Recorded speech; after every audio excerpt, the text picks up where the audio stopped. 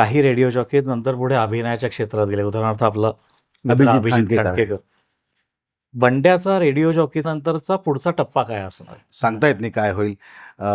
पण याच्या आधी एकदा संधी आली म्हणून छोटासा रोल मी केला होता.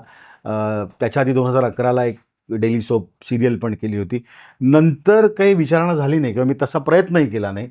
पण ना मी सांगू, लोक तुम्हाला न पाहताही तुमच्यावरती प्रेम. आता ठीक आहे, इन्स्टा आणि फेसबुक आणि सगळ्या गोष्टींमुळे चेहरा कळतो, तुम्ही कुठे उभे असलं तर लक्षात येतं, तुम्ही फेसबुक लाईव्ह करता, तुम्ही लोकांमध्ये जातात, तुम्ही एकाच शहरात इतकी वर्ष राहतायत, त्यामुळे तुमच्या ओळखी होतात, हे ठीक आहे, त्यामुळे चेहऱ्याला ओळख मिळते, हे ठीक आहे.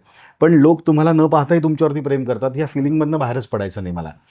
अशी काही नावं आहेत, ती नावं आत्ता मी घेऊ शकणार नाही, पण त्या नावांनी ठरवलं आहे की आम्हाला रेडिओ जॉकी म्हणूनच रिटायरमेंट घ्यायची आहे.